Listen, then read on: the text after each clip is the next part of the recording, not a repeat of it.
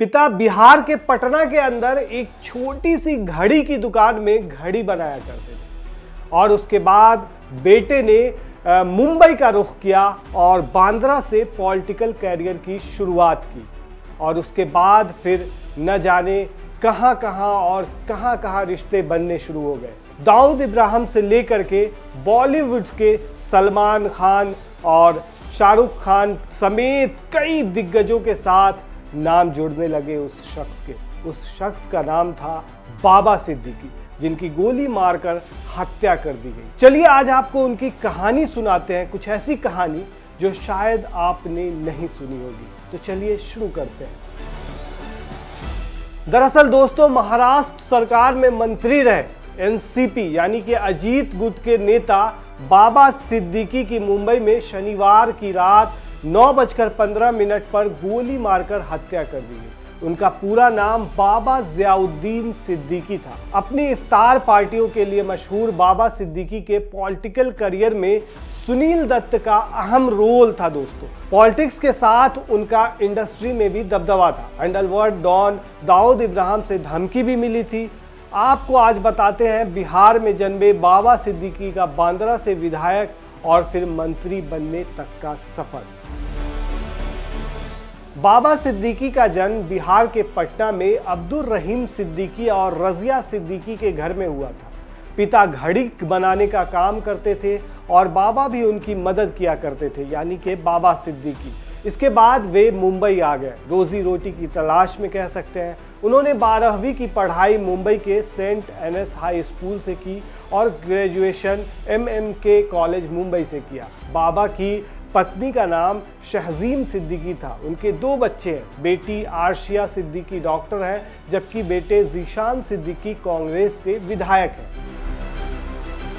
पहले student politics करते थे बाबा सिद्दीकी, उसके बाद फिर MLA बने। बाबा सिद्दीकी बांद्रा से पार्षद बने थे सबसे पहले।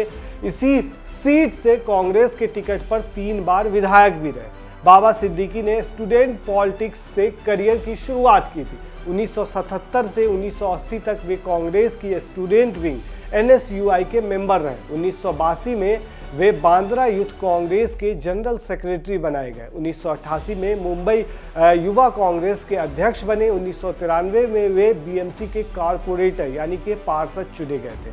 साल 1999 में बाबा कांग्रेस के टिकट पर पहली बार बांद्रा वेस्ट सीट से विधायक बने। इसके बाद वे 2014 तक लगातार 3 बार इस सीट से विधायक रहे। बाबा साल 2004 से 2008 तक राज्य के खाद्य और श्रम राज्य मंत्री भी रहे। हालांकि साल 2014 में वे चुनाव हार गए। इसी साल उन्हें मुंबई क्षेत्रीय कांग्रेस कमेटी का अध्यक्ष और 2019 में महाराष्ट्र प्रदेश कांग्रेस कमेटी का संसदीय बोर्ड में शामिल कर लिया गया था। फरवरी 2024 में वे कांग्रेस छोड़कर अजीत पवार की एनसीपी में शामिल हुए थे। वे महाराष्ट्र हाउसिंग और एरिया डेवलपमेंट अथॉरिटी के मुंबई डिवीजन के अध्यक्ष भी रह चुके थे। सबसे खास बात यह है दोस्तों कि वे सुनील दत्त को अपना मेंटोर मानते थे। आपको बताते हैं कैसे। बाबा ने दरअसल 25 मई 2024 को अपने इंस्टाग्राम पर सुनील दत्त के साथ वाली फोटो शेयर की थी।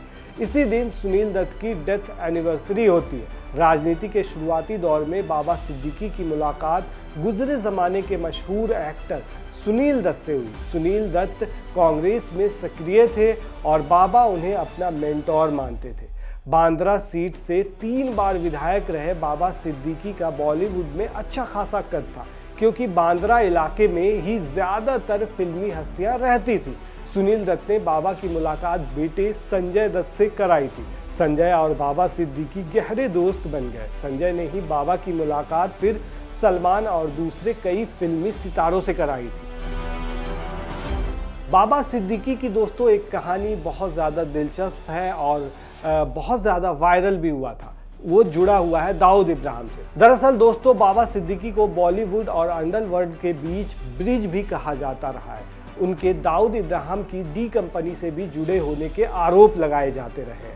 सामना में एक रिपोर्ट छपी थी, उसके मुताबिक मुंबई की एक ज़मीन को लेकर बाबा सिद्दीकी और दाऊद में के करीबी अहमद लंगड़ा में विवाद हो गया था। इसके बाद छोटा शकील ने बाबा को धमकी भी दी थी कि वे मामले से दूर रहें। जब इसकी शिकायत बाबा ने मुंबई पुलिस से कर दी थी, जिसके बाद अहमद को मकोमा के तहत गिरफ्तार भी कर लिया गया था। और इस गिरफ्तारी के दौरान एक दिलचस्प किस्सा हुआ था। कहा जाता है कि इस बात से नाराज होकर दाऊद इब्राहिम ने फ़ोन पर बाबा को धमकाते हुए कहा था कि राम गोपाल वर्मा से बोलकर तुम्हारी फिल्म बनवा दूंगा, एक था एमएलए।